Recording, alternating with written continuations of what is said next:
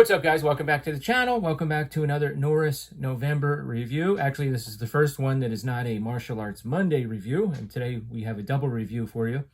What I've done is I've taken the Chuck Norris films that are heavily involving the martial arts, and those, of course, will be on Mondays for Martial Arts Mondays for the entire month of November, as he's got plenty.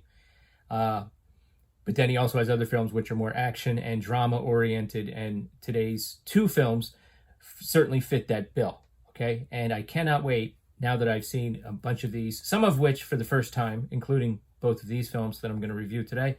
I really can't wait to go back and watch the ranking that the Horror Man Joe and Horrific Nightmares JM Jason did a year ago on their channel, and I'll probably come out with my own ranking too at some point, maybe like a top 10. I'm not going to do all the films because I'm not going to watch them all. I'm going to save some for next year. I'm probably not going to get to any of the missing in action films, for example, until next year. And I thought I had, Jason recommended Eye for an Eye. Now I thought I had it, and I was looking around, I guess I just saw a picture of the Kino Lorber cover, but I don't think I have it, so I'm gonna have to get that one. But anyway, speaking of movies, getting movies and already having movies, oh brother, today we're going to be reviewing Hero and the Terror and The Hitman. For whatever reason, I had this canon compilation in a different section of my collection than the rest of my Chuck Norris films, and this one does have The Hitman on it. It doesn't have Hero and the Terror, but at any rate, I don't really mind. Got a good deal on these from eBay. So yes, in both films, let's review both sort of simultaneously without going into very specific plot details. He plays a policeman in both of these films. In The Hitman, he's so far undercover he may never go back. So he gets betrayed by his partner in the beginning, who's played by Michael Parks. Always good to see really good character actors surrounding Chuck in these films. And he eventually goes undercover, and he has one contact in the police department that keeps tabs on him, and he's basically working for a mafia type outfit in the Pacific Northwest. They're in sort of a turf war with a Canadian mob outfit, and then lo and behold, an Iranian group who really are, have like a take no prisoners attitude. They kind of jump in and try, start fighting for territory too. In the meantime, Chuck he's trying to keep his undercover secret, his undercover nature a secret. He finds out that the person that betrayed him in the beginning of the film is kind of linked up in all this somehow, and he becomes friendly with a mother, a single mom, and her son, who are being bullied by a racist bully and some school kids. And he becomes friendly with that kid, lets him into his apartment, and they start doing model airplanes together and stuff. And it's like, gee, I wonder if Chuck's actually kind of putting this kid in danger by doing that. What do you think happens? It's pretty good overall. Some really good action scenes. It's kind of it has a dark, kind of a gloomy feel at times, but the Pacific Northwest, it's not always sunshine there. So good atmosphere overall, well-made film. Chuck is pretty good in it.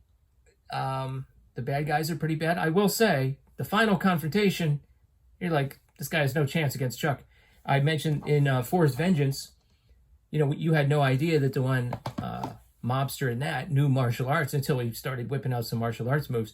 Well, in this film, you know that the guy he's going up against doesn't know martial arts. It's judged based on who the actor is and everything.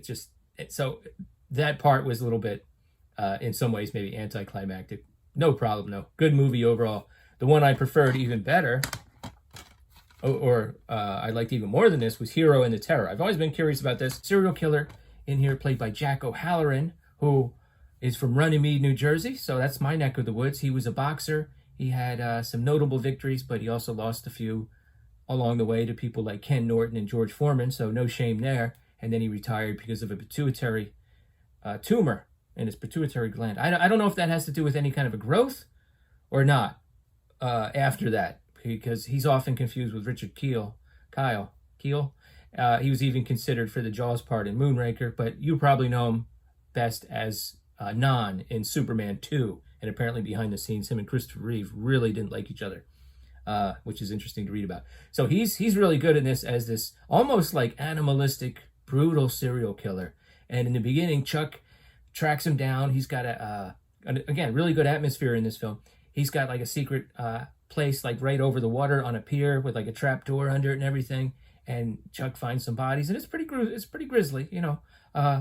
And Chuck takes him down, but it's almost like kind of by accident. There's a scene where he falls down a ladder and the guy's hitting his head like, you know, 10 times, and Chuck, it's real close. Like Chuck does, you know, almost doesn't take him down, and he kind of feels like he kind of got lucky. So it's not Chuck, you know, just coming in with a blitzkrieg of martial arts moves this time. And then he's kind of haunted by that, and people start calling him the hero, and he doesn't like that. He's like, "Will you guys quit it with that hero crap?"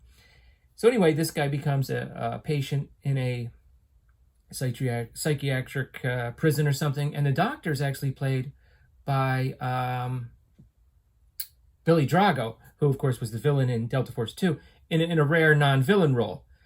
So he gets out, he escapes, or maybe he gets killed. But young ladies start going missing, and it's pretty brutal. I mean, he comes up behind people, and he's huge, you know, and he just like, they have no chance. These vulnerable young ladies, you know, in parking garages and so forth. He just snatches them up, and they're just gone.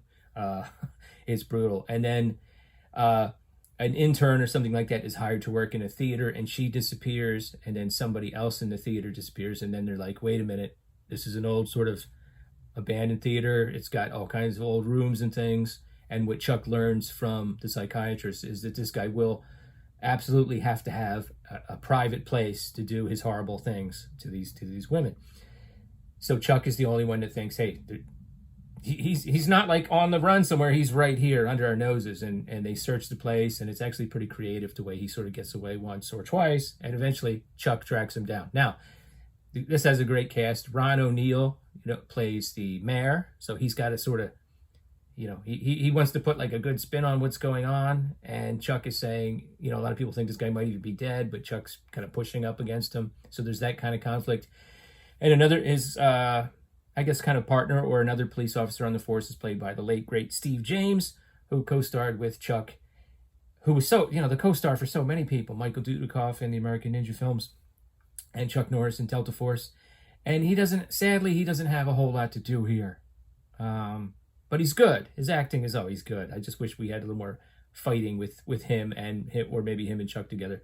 Anyway, this is almost kind of like Shane, or like a Western in some ways too. Because at the end, Chuck has to go up against this guy one more time. Even though he's got a woman who loves him.